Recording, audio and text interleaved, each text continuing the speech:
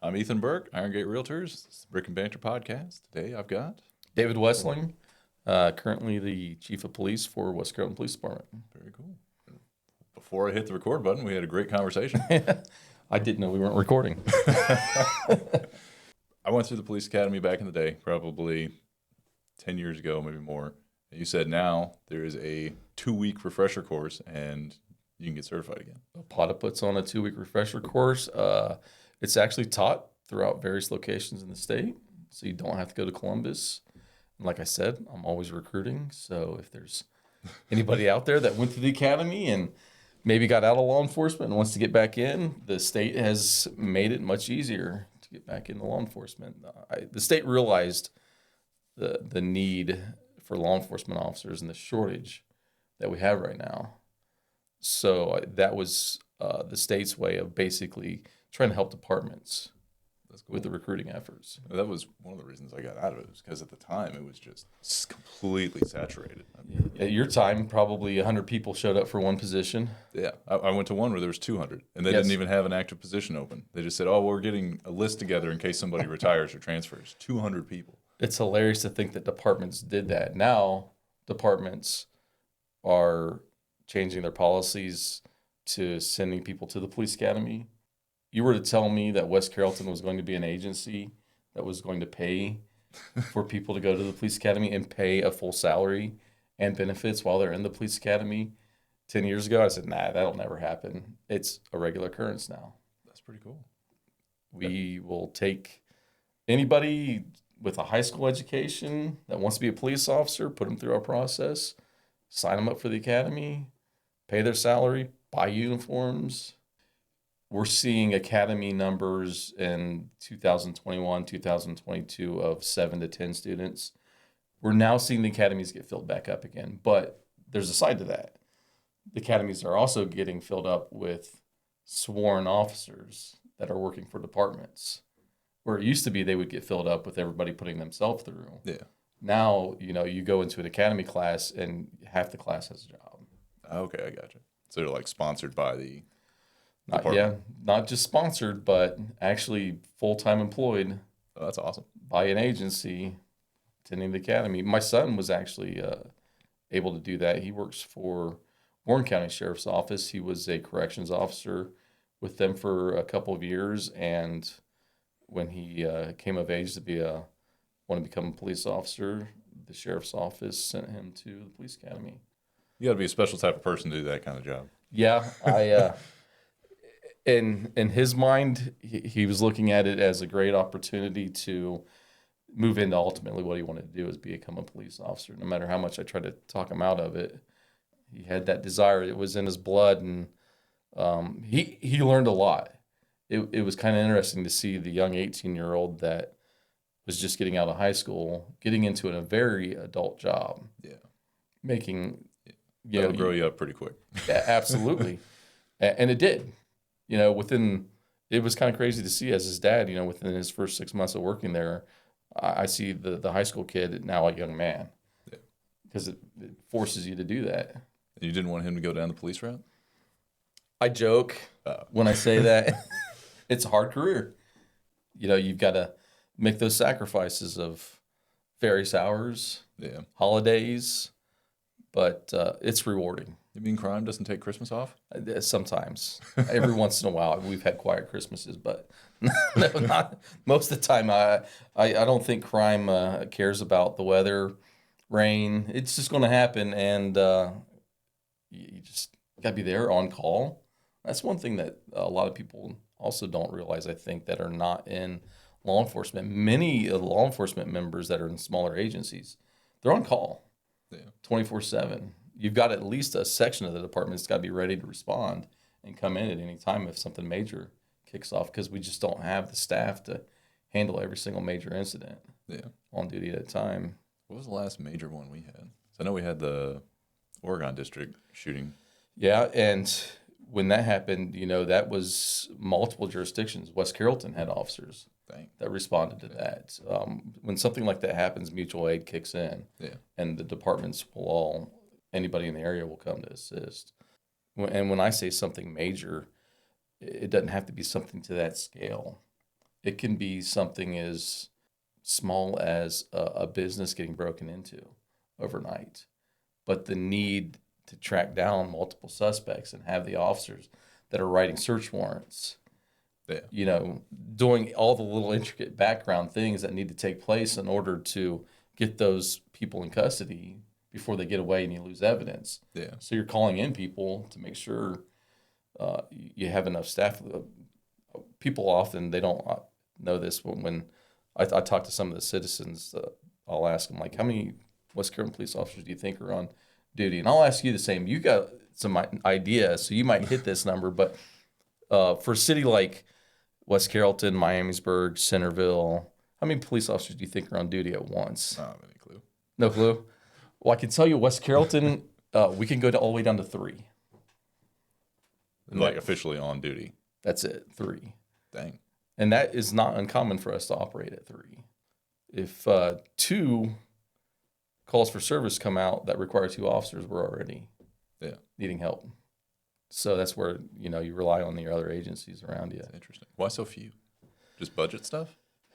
You don't always have the need for 4, 5, or 6. So you look at your calls and you assess it based upon the average. Yeah. You can't say, 15 times a year we need to have 8 on duty. Yeah. So we're always going to have 8. You're basing it upon, what your averages are. And there's a lot of math that goes into that where you kind of arrange the schedule around. So you schedule more on duty at certain times based upon call load and less on duty at other times. We do go up to 4 on duty at certain times based on what we know happens during peak call times. Do you guys, I assume you focus on specific areas? Yes. So technology nowadays is great. We have the ability we call them heat maps.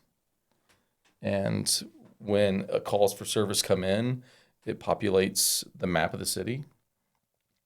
And we're even now moving to a point where these heat maps are consistently updated and they're up in the police department throughout the police department. So as officers are coming in and out, they can look up on a monitor and see a heat map and say, okay, this is the types of calls that we had in this area. This is where I need to focus my time. Okay, nice. Yeah, I think I've Googled those a few times. I don't know how, I'm sure they're not as accurate as the ones you guys have, but just Google has like crime maps and like statistics for different areas. Surprisingly, with AI now and what police departments are releasing out to the public, it's probably pretty accurate. So anything that a police officer does, with very few exceptions, it's public record. So you have these organizations out there that are constantly pulling records from the police department and putting it out. We actually publish it out to some organizations because it helps. It helps with crime. Yeah, we publish it out and it lets neighboring police departments get that data and say, "Oh, okay, West Carrollton's having a problem here. We border West Carrollton at this area. This problem could very well get into our city. Yeah, so we need to focus on it here too." What other ways are you using AI? We have to be careful with it. One advantage that AI is bringing is report writing, but there's a very, very fine line that you can use with that. Number one, a lot of the AI platforms, if you type up a report and push it out in the AI platform and now it goes out in public, that's not a public record yet because that still has to be approved. There could be some sensitive information in there. So officers are using it for some very generic, basic reports where they might just have a typical call that is not going to lead anywhere, but a narrative needs to be written. They can type up a quick little information about it, put it out into ChatGTP, spit it out, but they do need to proofread every single bit of it. If they ever have to call and testify, it has to be their report. Yeah. So the thing likes to throw in random details sometimes. Yes. Yeah, you can't just throw something into ChatGTP and pull it out and print it out and say, there's your report. That'll never fly. The real AI things that are really kicking off is the ability of products that we have, like our body cameras. Yeah. So now they're putting AI technology into body cameras, and it's actually, we can translate different languages on scene. Oh, that's cool. Yeah. a system that we're looking at right now has the ability to translate 30 different languages through the body camera. Oh, that's cool. So basically, the officer just holds a button, speaks into the body camera, and then it puts it out in whatever language and that who you're speaking to, and that person speaks. It goes into the body camera, and then comes out in English for the officer. You can have a whole conversation back and forth like this, but it also creates a written log. Okay. So you can have it documented for your report. Nice. That's cool. I remember when I was going through the academy, I did a ride along with somebody. He was telling me a story about there's a car parked on the side of the road. Ended up being somebody who only spoke French, and he was trying to help him get gas in his car, and it was just a nightmare because he couldn't figure out how to translate it. They were trying to go through like the Google apps, and it wasn't working right. And that's what we see. And what if it's an emergency where you really need to communicate fast? We've set up like rosters of different departments in our area and what language they speak, and we're calling them off duty though, and saying, "Hey, can you help translate this?" It's not always as foolproof as being able to have that technology right there at your hands. Yeah, that's pretty awesome. It is. Yeah, it's where AI is going with law enforcement. No one can tell right now. Yeah, the technology.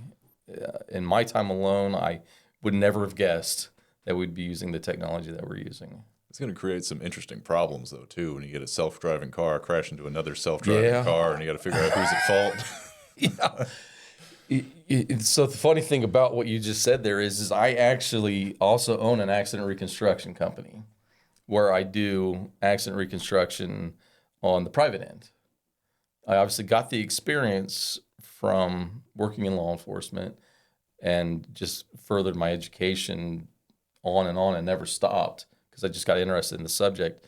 You'd be surprised to know what kind of information your cars store about what you're doing and driving within the car and what locks in when you get in an accident. What's it do? So any car that has an airbag has a module inside it. That module is made by the manufacturer to make a determination when it needs to deploy the airbag. So it's constantly gathering data, speed, acceleration, whatever data the manufacturer determines it wants to gather. Yeah. But as more technology comes out, cameras, radar, these are all in cars now. So it's gathering all this data, and it's constantly just revolving in a loop of gathering data until it recognizes what they call an algorithm enable.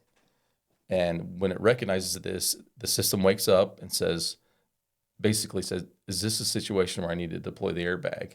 As soon as it does that, it locks it in. Yeah. Each manufacturer is different. Sometimes it's 5 seconds of pre-crash data. Sometimes it's a minute.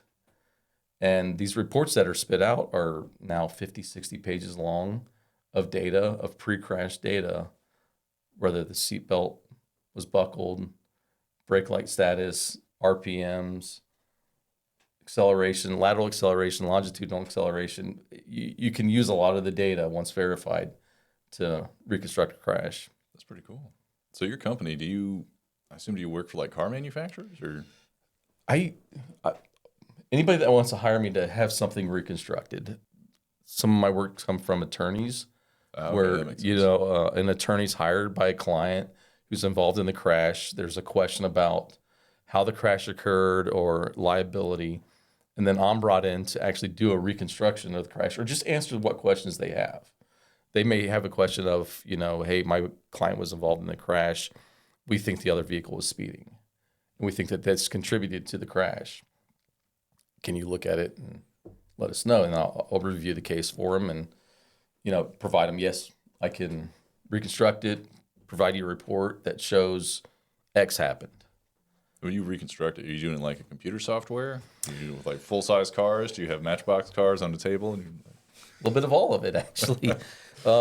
So we use a scanner that it's a 3D scanner, and you take it out to the scene, program it, a couple of key strikes of a button, and it spins around 360 degrees and sends tons of laser measurements out, millions. And it then takes photos 360 degrees and overlays the photos onto those measurements. So you're creating a 3D pretty much real life image of the crash scene or the car that was involved in the crash. And that's all imported into a software. And the importance of that is crash reconstruction really comes down to measurements. Yeah. You're talking about physics. If you want to know what physically happened, you need to be able to measure it. And the software that we have, I can build models of cars. Some models already exist where I can import the exact model into the software to the exact dimensions and weights, everything I need to actually basically sit behind my computer desk in a fancy CAD software and reconstruct the crash. But it also involves going out to tow yards or where vehicles are stored, inspecting the vehicle, using the software that I talked about to plug into the airbag module to actually download these reports. Yeah. It's different with each manufacturer, and it's different with commercial vehicles versus standard vehicles. I can really nerd out on this stuff. I'm a math guy, and it's a passion of mine, which makes it probably is what's helped make the business successful, is because I just really enjoy doing it. You get to the point where you could just pop on one of those like headsets and actually just walk around the crime scene. Yeah, that exists. That's cool. I'm not joking. That's probably like what, $1 million?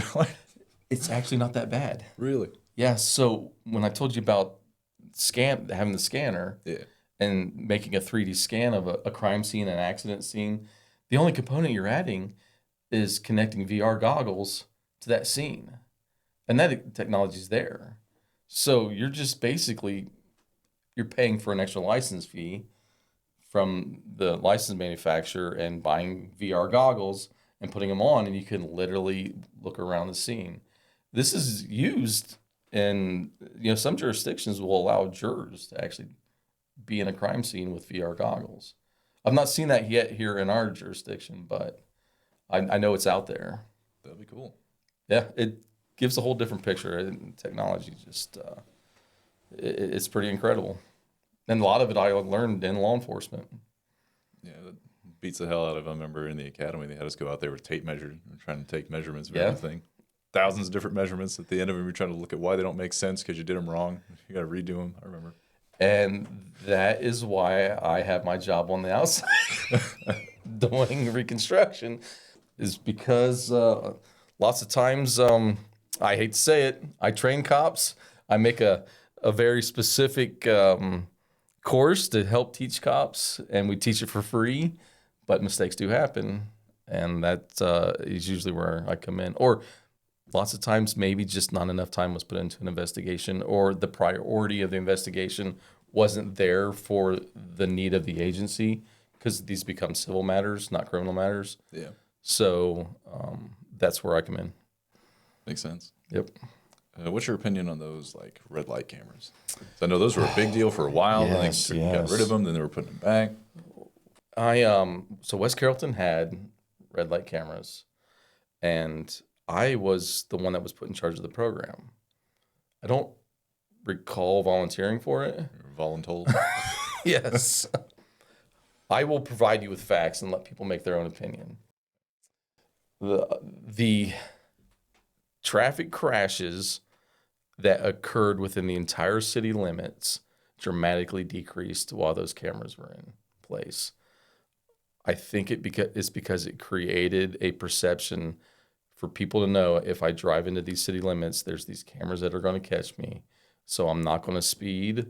I'm not going to run red lights, because this camera will catch it no matter what and send me one of those $100 fines. Yeah. And I don't want to get that. So as soon as, and we had signs up at every point that you came in the city that, the city has photo enforcement cameras at every entry point, and traffic was actually pretty well behaved during that time.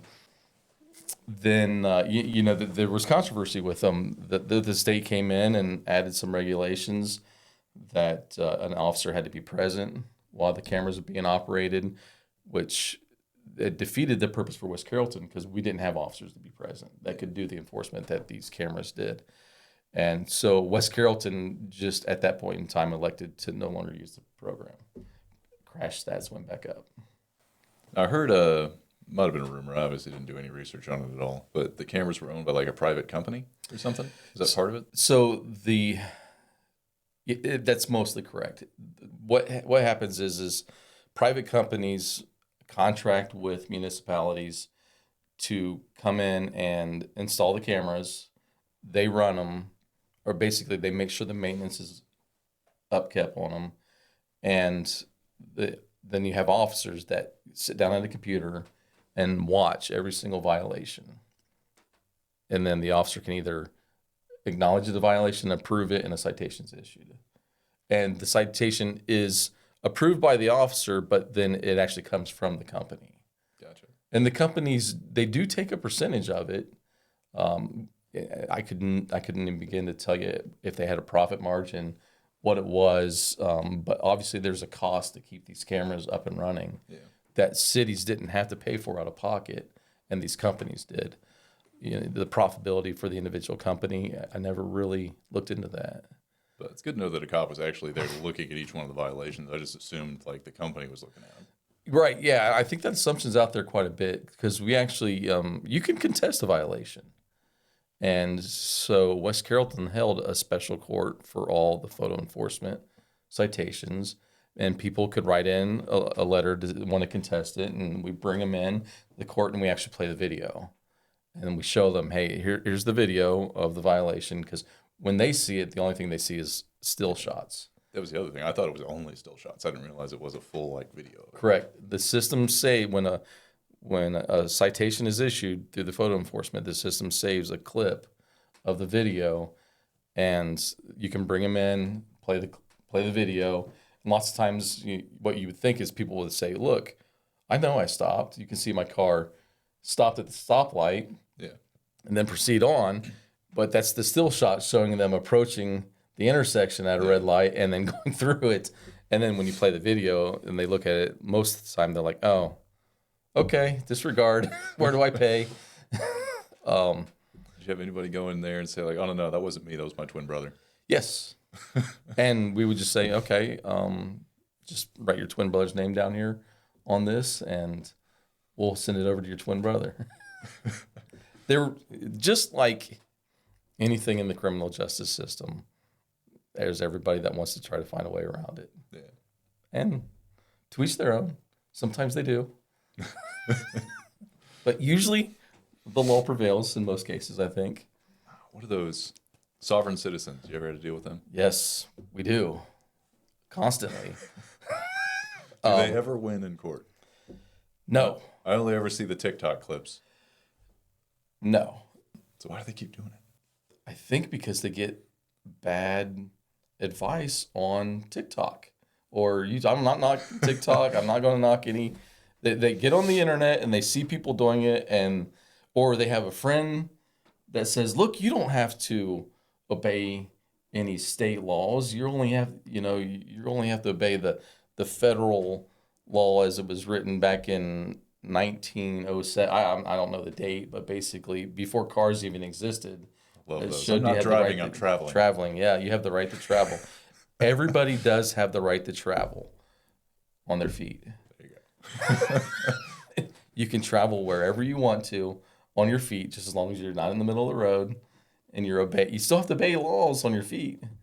But when you get into a car, you do need to have a state-issued driver's license. I won't get into it in too much detail, but we actually get sued as a police agency, and since I'm the chief, I'm named in every single lawsuit.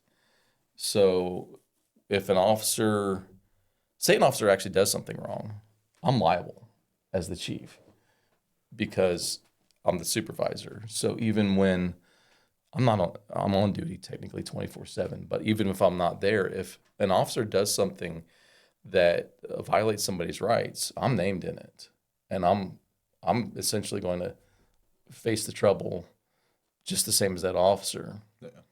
So, but when somebody who's claiming sovereign citizen and they don't have to have a driver's license, and when they get issued a citation for not having a driver's license, not having a license plate, anybody can initiate a lawsuit. And they'll initiate a lawsuit and they'll name that officer, they'll name me, they'll name the city, anybody and everybody that could possibly be involved. And I'm currently in 2 active lawsuits right now from sovereign citizens that felt like their rights were violated by being pulled over and issued a citation. Good Part of the job. I bet that's always a treat. At this many years of my career, I've been sued multiple times. Nobody has ever won a lawsuit against me because I do the right thing. I try to do the right thing at all times. Do we make mistakes? Sure, but there's laws in place that protect police officers. So they have to do something that is out of the scope of their duties. Yeah. When I say out of the scope of their duties, they're acting in such an irrational manner that the normal person is going to be like, that police officer shouldn't have been doing that. And then, yes, they're going to be held accountable. But making a simple mistake, like getting involved in a traffic crash while you're on duty, there's protection for that because police officers are driving around, outside of the normal traffic laws, following the law as they're allowed to. There's different circumstances. And I think that's why there's protections out there that go a little bit above and beyond the normal citizen. I get that. So I was an EMT for a few years, and I was driving an ambulance with lights and sirens a few times. Yeah. It's always difficult navigating traffic when you're doing something like that. Oh, yeah. Nobody really, I mean, I'm not going to say nobody, but once you get behind the wheel of a car that's driving lights and sirens, you begin to realize that a lot of people out there don't know what to do when they have a car with lights and sirens. Some people just freeze and do nothing and block the entire roadway, leaving you having to make a decision of how do I get around this? Yeah. That always terrified me. I only had to do lights and sirens like twice. Thank God. That I think most cops will be able to tell you the first time they ever ran lights and sirens, because it's just, I don't want to say an adrenaline rush, but it's a very distinct, different feeling. You're exceeding the speed limit. You're driving through red lights. You have to do it cautiously, but I remember my very first time running lights and sirens, and it was to a medic call. It wasn't anything major or anything like that, but you definitely you have those experiences. Yeah. I remember I was going from one hospital to another with somebody in the back who had a bunch of blood clots in their heart. So we were trying to book it as fast as we could safely. Yeah, because now you're talking about somebody can ultimately have a stroke. Yeah. And you're limited on time. Yeah. That was an interesting experience. And there's nothing quite like it. Being an EMT? Like just going lights and sirens on the highway when everyone's either stopping in your way, barely getting over. They don't really know what to do. Yeah, and one thing that I actually try to teach police officers is you can drive at a certain speed where you're outrunning your siren. So if you're getting on the highway and you're driving fast enough, I mean, we know what the speed of sound is, but yet you have somebody that's in front of you and you're approaching them so fast that their ability to hear the siren is a lot less than what it would normally be under normal circumstances because you're driving that fast. And we call it outrunning your siren. Yeah. Yeah. If you're driving fast on the highway and you don't see somebody getting out of the way, it's not because they're not trying to. You just might be going that fast. And obviously, my education is you don't go that fast. If you're driving that fast, you need to slow down. It's always disorienting too when you're in your car and you hear a siren. You're like, "Where's it coming from?" Yeah, exactly. Well, but I mean, nowadays, technology has come so far that we know what's going on with a lot of calls before we're even getting there, and it helps reduce those scenarios where you're driving with lights and sirens and fast. You kind of have an idea. I mean, now they got live 911, so when a 911 call comes in, the police officer can listen to the call as it's taking place in their cruiser. And they're getting a true sense for what's going on.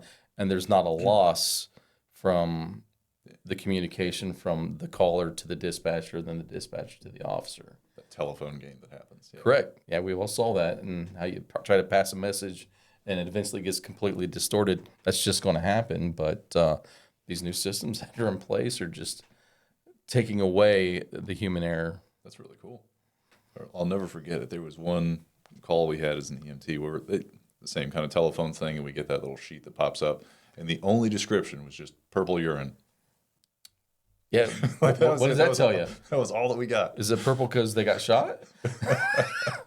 They drank too much purple Kool-Aid? I don't know. What's like the funniest call you've been on? Oh, I don't know if I'm sure we you're on can a ton put of that on the serious calls. podcast.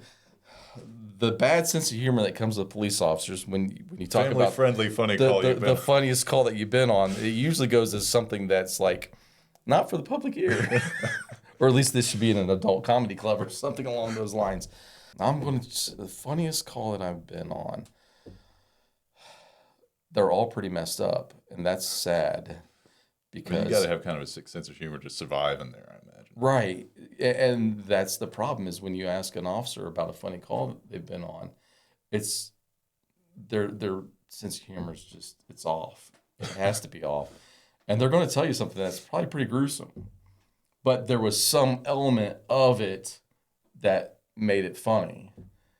I can tell you one that is probably PG-13. If not, we can always cut it out. All right. Well, I'll let you gauge this. So we'll get calls. They call them welfare checks.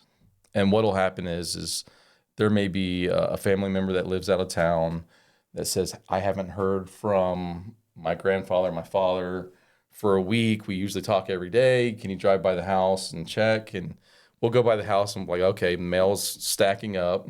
So nobody's gotten the mail for days. The newspapers are stacking up. Obviously, nobody's left this house. Our first thing is, okay, let's check the hospitals. We'll call around the hospitals, make sure they're not in a hospital. I had a very specific one where we had a welfare check, and this was a lady's friends that drove to her house to try to check on her because she wasn't answering her phone, and she wouldn't answer her door, so they called the police. And I had a newer officer that gets there first, and I was a sergeant at the time. And he calls me. He says, hey, I think we're going to have to make entry into this house. It looks like she might be in there, possibly in medical need or perhaps deceased. And in order to make entry, a supervisor needs to approve it. Well, I was close, so I went there. We ended up making entry, and I walked in the front door and looked down the hallway and saw a lady laying in her bed, not breathing, mouth open, eyes closed, not moving at all. I've seen dead bodies, hundreds and hundreds. And I looked at her and I was like, it looks like she's deceased. Probably been deceased here for a little bit. My next check was always to take the back of my hand and feel part of their body to see if I feel heat. If you feel cold, somebody's likely passed because they're no longer circulating blood anymore. So I felt one part of her arm cold, like almost room temperature cold. And I thought, and she was on the middle of a bed. And I thought, let me go ahead and climb up here on the bed and see if I can get a pulse from her neck, just to verify.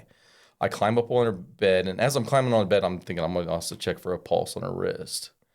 So I grabbed my two fingers on the inside of her wrist, and I know looks like she's deceased. Well, she turns her hand and grabs my hand. She was not dead. And believe it or not, this happens quite a bit. We're not, I say quite a bit, but it happens frequently where an officer will say, this person's deceased. And they're not. They're darn close.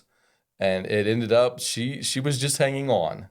And had her friends not called to check on her, she probably would have not made it through the night. But the other officer that was there swears he heard me scream.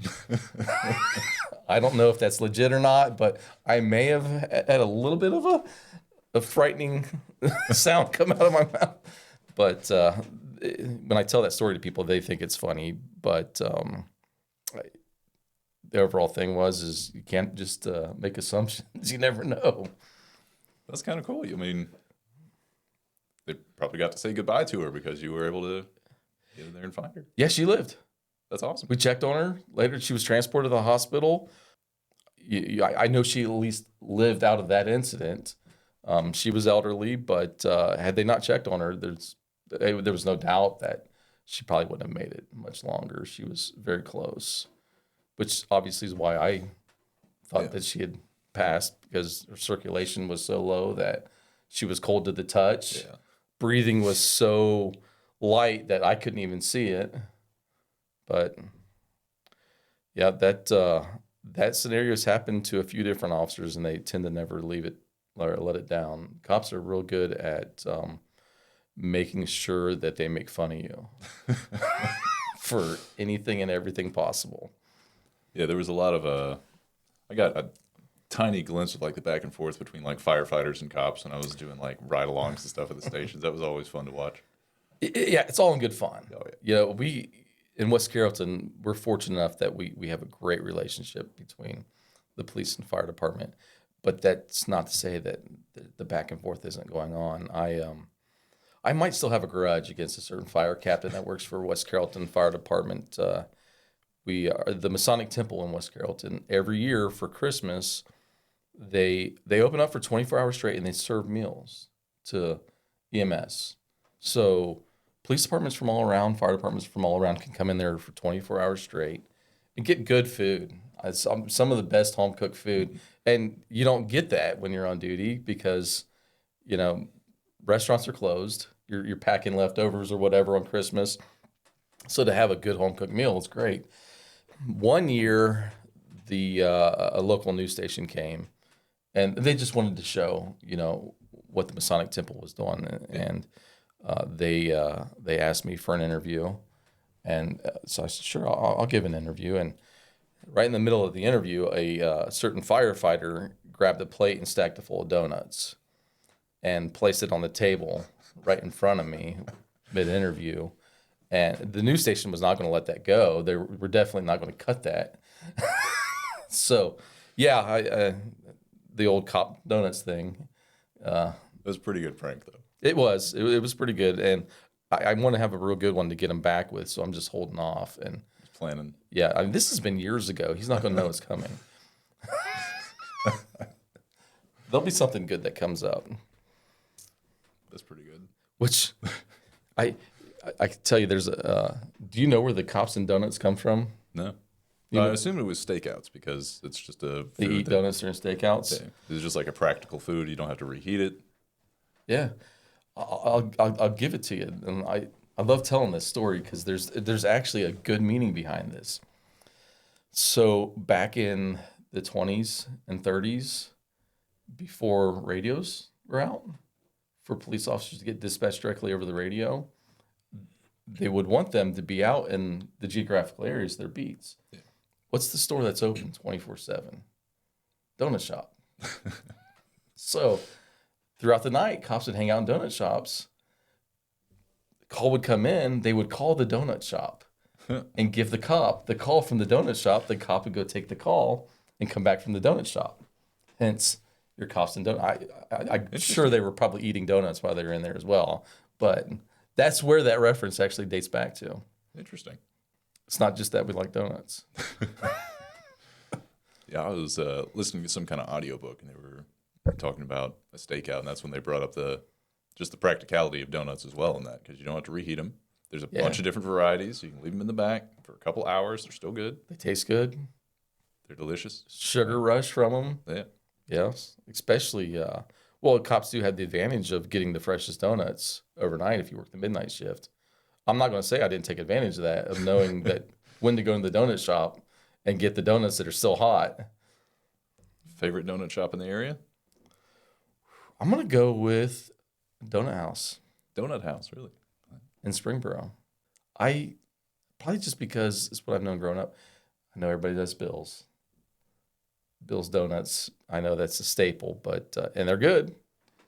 But I stopped eating donuts years ago. You get to a certain age where you realize donuts and sugar and soda and all that stuff doesn't agree with all those levels that they check when they do your blood test at the doctor, and you got to straighten up and drink water. Last time I went, I found out I had high cholesterol. Damn it. Really? Yeah. So the trick that I use for that is fish oil. I've been taking that. And okay, so you've been taking fish oil and still came back. Sorry, I got nothing for you. Yeah. No more fried foods. I think some of it's genetics. Some of it's got to be. Yeah. Predisposition for stuff like that. Yeah. Same with blood pressure. Yeah. I've had high blood pressure for, I think, since roughly when I became a cop. I wonder if there's a correlation. Maybe. Your parents have high blood pressure? It is in one side of my family, high blood pressure. But I know a lot of cops with high blood pressure. Yeah. I mean, it's a high stress job. You're not sleeping like you should. Yeah. Which will raise your blood pressure. The stress levels itself. But, also your diet suffers. Yeah. If, I hired a dietitian one time that told me that you need to eat the same time every day or the same time every meal every day. That's how your body needs to digest food. Yeah. As soon as you vary from that, your body is no longer digesting food correctly. Well, blew that out the window with police work. Yeah. You can get stuck on a call for 4 hours, not eat, and then what are you going to do? You're not going to go eat healthy. You're going to get a cheeseburger. You got to go to the places that are open. Yep. I mean, And the more hungry you are, at least for me, the more likely I am to make a bad decision on what I eat. 100%. Cheesesteak sandwich over some celery. Yeah, I'll take cheesesteak any day. What's the workout regimen look like? A lot of what I do is hit Yeah, the high intensity interval training. Yeah.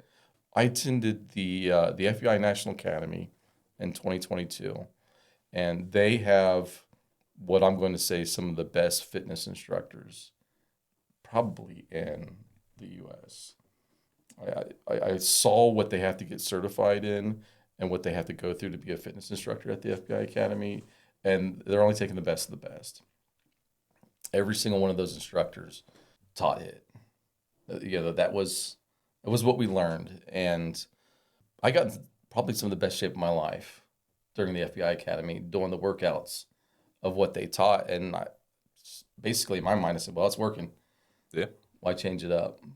But what's really going through my mind and where I am slacking myself by not meeting one of my own goals is getting into jiu-jitsu. I just talked to Jamil into getting into a class. Yes. Yeah. I want to join up. I want to go to that. Awesome. I think that's what I want to do. I've talked to a few different friends.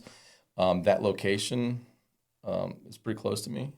Perfect. Yeah, come out for a class. Yeah, 100%. I just it's one of those things that I've been talking about, and of course, you listen to the podcast that I do. That's a Jocko. Have you ever done it before? No, I've not. It is very eye-opening the first time you go, and some 16-year-old is choking you 4 times in 3 minutes. But you slowly pick up the moves, and it all just kind of makes sense. But what I also understand is it's great for physical endurance. Oh, yeah. You're really getting into shape. Yeah. You walk out of each class pouring sweat. So you're going to help with cardiovascular? 100%. Yeah. Honestly, at my age, that's really kind of what I'm looking at as number one benefit. Yeah, it's great to learn a new skill. 100%. It's great to have some competition, but staying healthy. Yeah. And getting into a sport that challenges you. And everybody I've talked to with jiu-jitsu, obviously, the challenge is consistently there to progress to the next level, learn more. You're always going to find another opponent. Obviously, I'm speaking from no experience at all, but I've listened to enough people talk about it that it's piqued my interest. There's just a never-ending stream of moves and counters and positions and different things work for different people. It's just so much fun. Based upon probably your body, like someone like you got a long reach. You could probably grapple pretty good, right? I'm lanky, and I can use my flexibility and stuff to tie people up in silly situations, just ridiculous stuff. But also I'll run into somebody who's super short. I can't get a hold of their limbs, and they just wrap me up. It's just it's really interesting. That's what seems interesting about the sport. A side job that I used to work at had a girl that worked in the operations center there, and she was really into jiu-jitsu, and she was younger, but she dedicated her life around it. Yeah. And the passion that she had for it, at that point in time, I'm like, I got to get into this. And of course, what happens? You get promoted at work, or you're working on a promotion and you're working 12 or 14-hour days. And this is no excuse for not working out. But it happens. And, getting into something like that, I definitely, I think you're going to see me there within the next week. Awesome. Let me know when you're going. I'll show up. Okay. Perfect. We'll see if we can get your meal there too. Yeah, that'd be ideal. That'd be sweet. Having, getting into activities like that with somebody Yeah. just like going to the gym. Oh, yeah. If you got that partner that's like, hey, we're going to the gym, you got no choice. Yeah. Really hard to wake up that day and come up with an excuse. They're like, hey, we're going. Yeah, you got no choice, or you'll get ragged on. So, yeah, that's, I'm looking forward to it. And you got somebody there to ask questions too, especially with, like, Jamil's only gone a few times, so it'd be perfect, like skill level. Yeah. Well, yeah, exactly. I don't want to show up at a gym where there's just tons of people that I don't know that are way more qualified than me and say, hey, look at this new guy. Let's go beat the crap out of him for the next hour. Let's go have fun with this guy. Because I'm sure that there's probably a few people in each gym that would love to take advantage of that. The thing about jiu-jitsu is everybody has a really similar first-time experience where they go in and they don't know what's going on. They just get wrapped up. So it's really humbling, and everybody kind of understands when you get the new guy.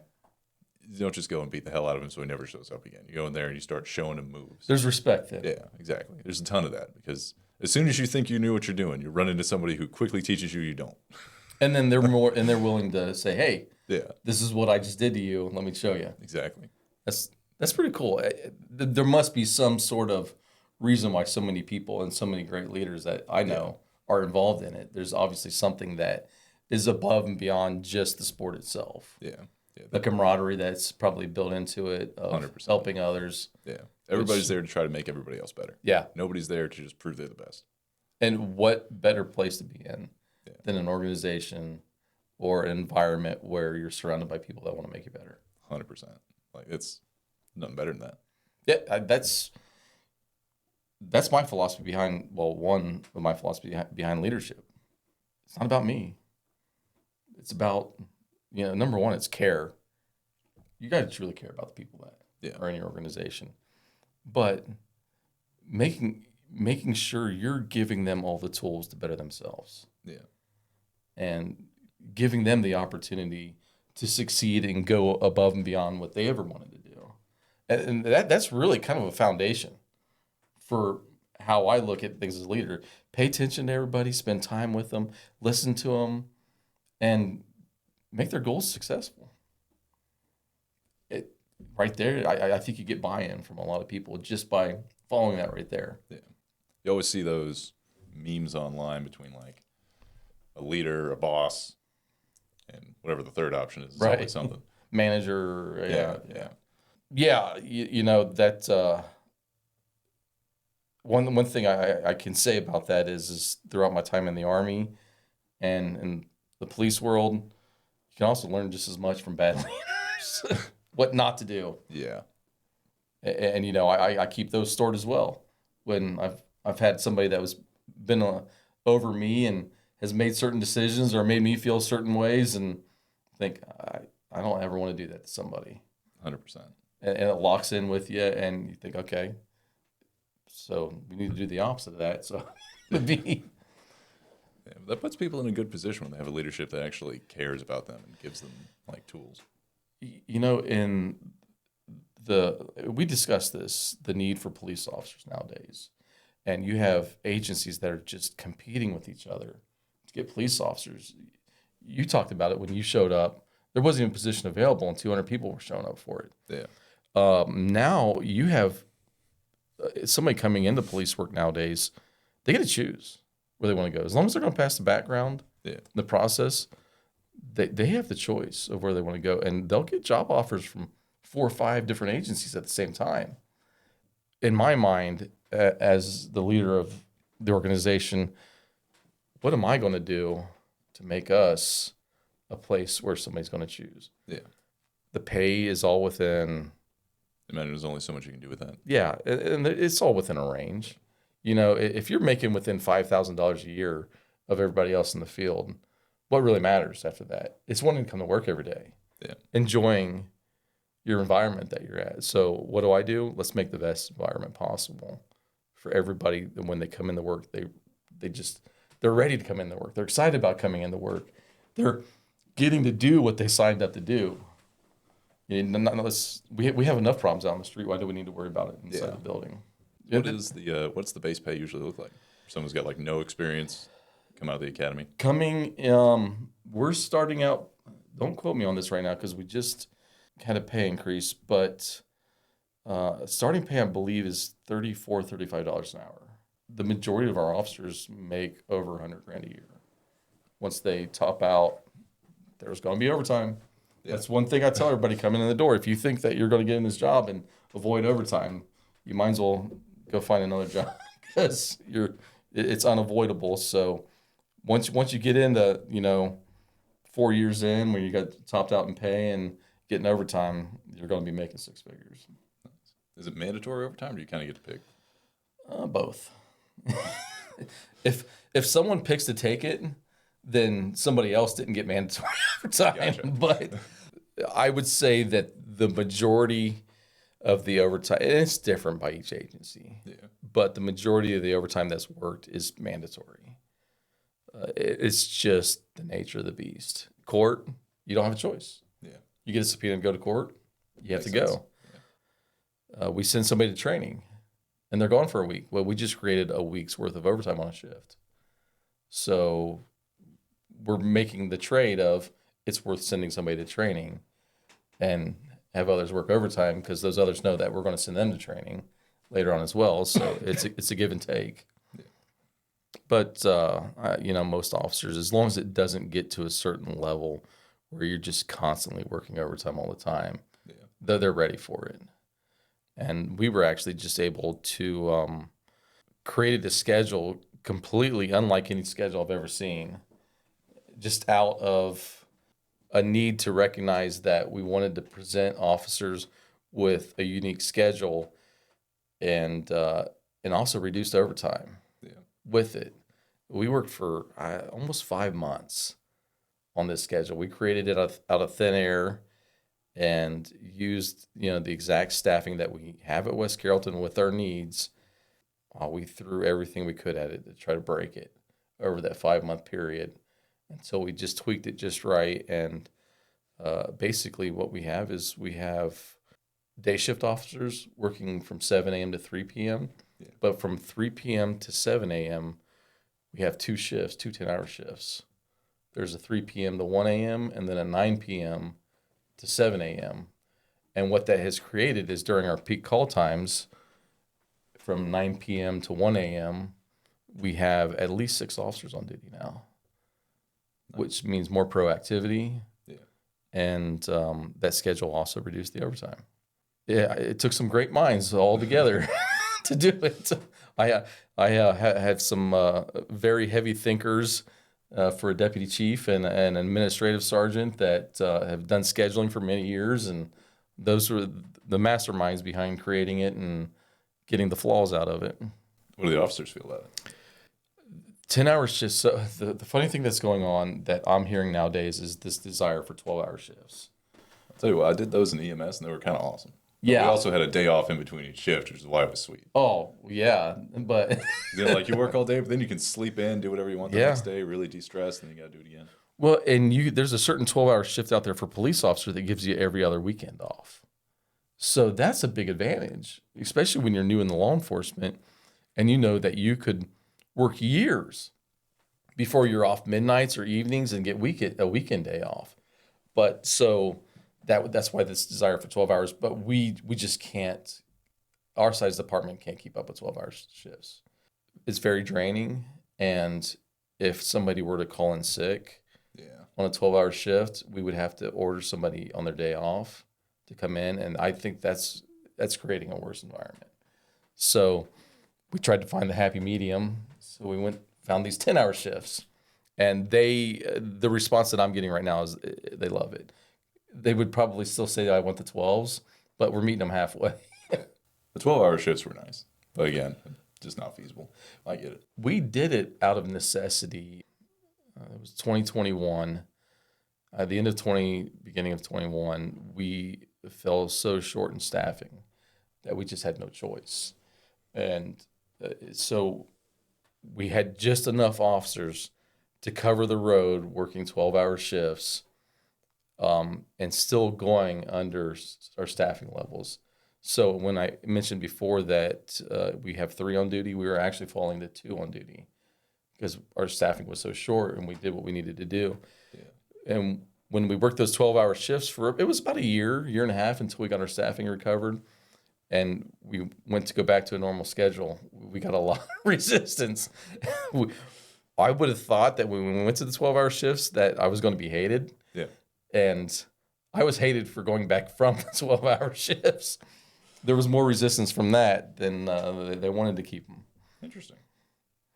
But I think that when we went back to an 8-hour shift, it was known at that time that there was a desire to find something different. Yeah. And that's why we worked on an alternate schedule to try to, and the 10-hour shifts that they work, it's rotating days.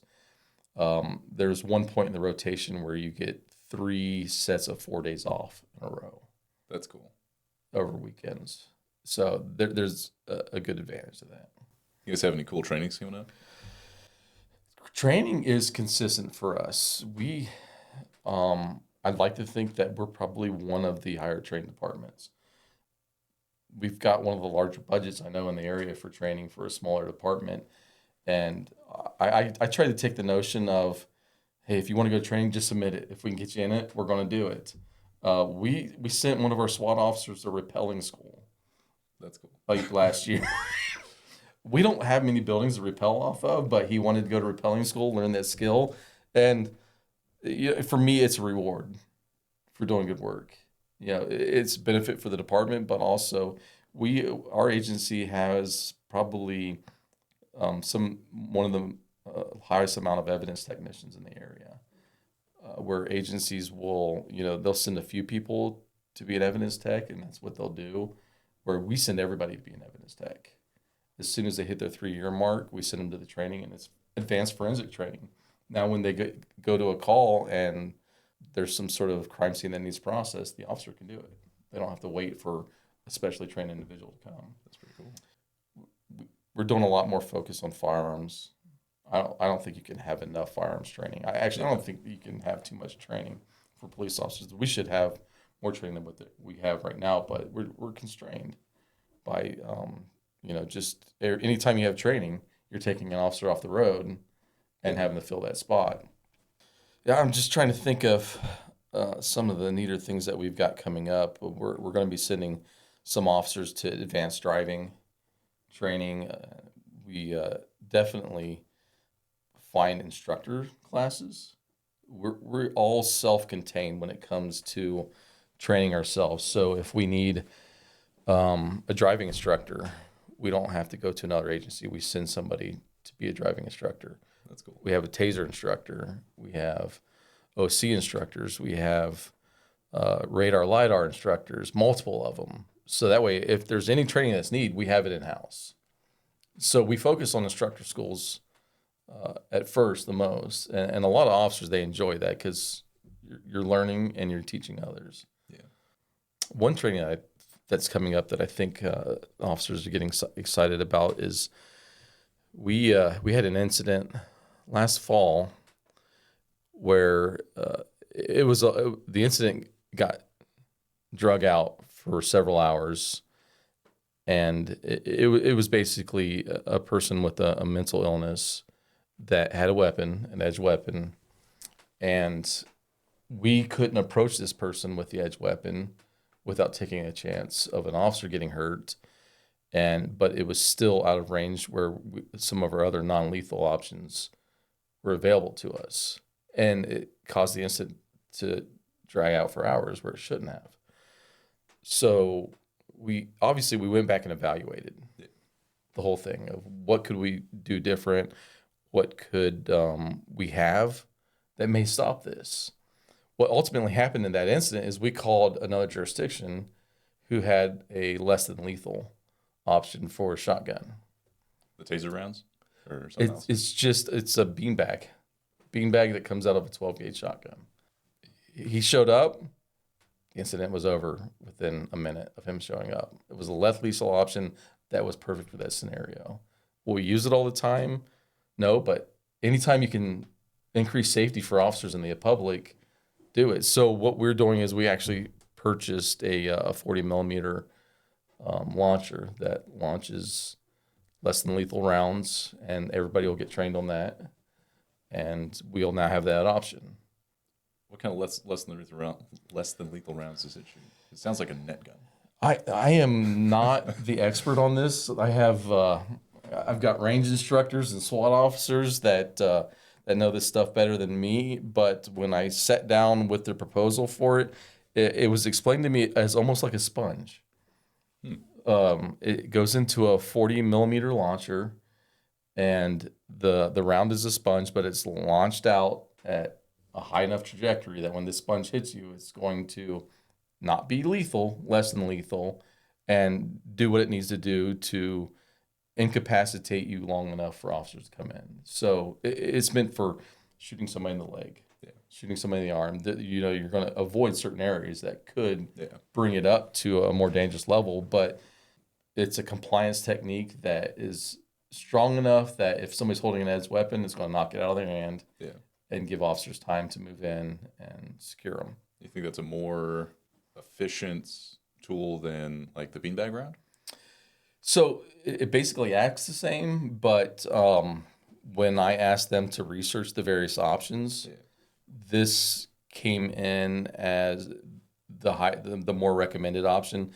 And from what I understand, I don't want to be quoted on this, but what was presented to me is there's less likely of a chance of injury from this specific launcher versus what the other options were that were out there. We wanted to pick the safest one and most effective.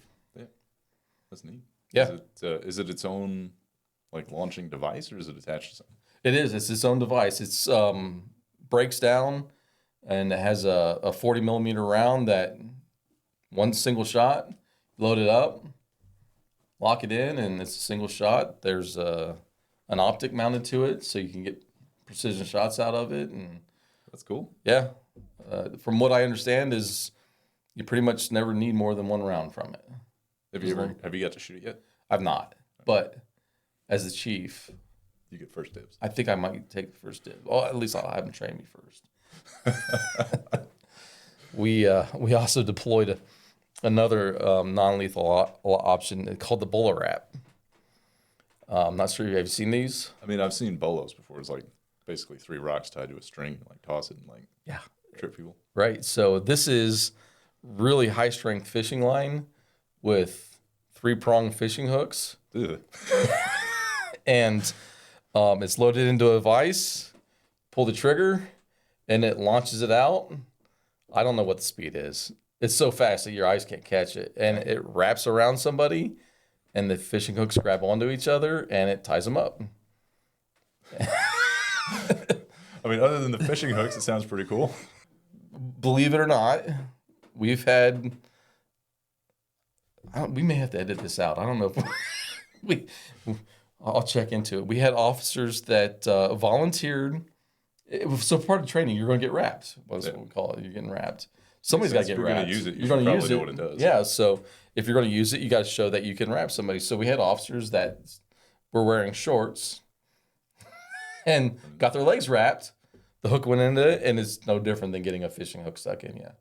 It's not the most pleasant experience, but are you really going to get hurt from getting a fishing hook stuck in you? If it's on the leg, probably not. Nah, yeah, I mean, you don't wrap a face. Yeah. You're obviously not wrapping a neck. It's meant for torso and legs. It's a very neat. They're just coming out with all kinds of options. Who knows what the future is going to bring us? Sooner or later, we'll have the AI robots going out there. Oh, I hope that I am out of law enforcement and gone by the day that we have robots doing policing. Well, not looking forward to RoboCop becoming a real reality? You know, maybe if somebody really perfected the AI side of it, I still wrap my mind around some things that we've got right now. It was been 5 years ago now. We have an officer that is just interested in drones, loves drones. And he came in with a proposal to get a drone for the police department. And at first, my mind's like, what do we need a drone for? This is 5 years ago or 6 years ago. He also found a donation to buy the drone. So, okay, all right, let's get a drone. I didn't know what this drone could do. I thought it was just going to fly around in the air with a little camera on it. It's got FLIR built into it, night vision. One of the first calls that we had with the drone was an elderly patient who had dementia had gotten out of a home and had wandered away. Nobody could find her. It was the middle of the night. It was cold. She probably wasn't going to survive that night. Within minutes, the drone pilot, you actually have to get certified with the FAA as a pilot, pulls the drone out, puts it in the night vision FLIR mode, and finds her in some woods, locates her right away, and immediately I was like, we can never not have a drone now. And it's come up with dozens more uses since that point in time. It's now a mandatory, I'm looking at it as a mandatory piece of equipment for the police department. I'll never go without having one. That's pretty awesome. Yeah, we now have 6 or 7 pilots, multiple drones. They're there for deployment pretty much 24/7, ready to go. We got kind of recognized as an agency. I'm not going to say kind of. We became recognized as an agency to call for drones because we keep them on 24/7. If somebody has somebody flee from a crime, we send our drone pilots out there, and there's no running from these things. It's basically like having a helicopter in the air with FLIR. You better, I don't know, do something like Arnold Schwarzenegger did in Predator. I don't know if that would get by a drone.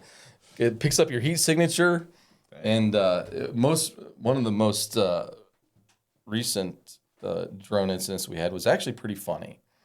The drone operator was called to another jurisdiction for a subject that fled from a crime, and he's flying the drone out, and he locates the suspect, and as he's starting to call officers to the direction of the suspect starts running towards him. He runs directly towards our drone pilot. He has to actually set the drone down, grab the guy, take him in custody, and then come and land the drone because he ran straight to the pilot. And it was all on film.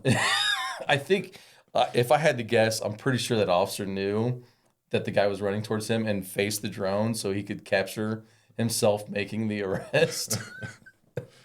Just as a bragging right. Oh, yeah, the more video you have of it, the better. Yeah, absolutely. Have you gotten out there with a drone? Have you been flying them around? I don't have my pilot's license.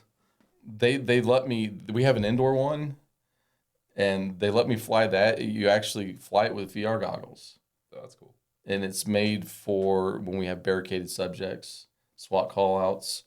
We'll actually fly this into somebody's house, get a layout of the house for the SWAT team, and you can actually hook it up to, we have a tablet that it connects to, so the SWAT commander can get a visual of the entire house as the drone's flying through it.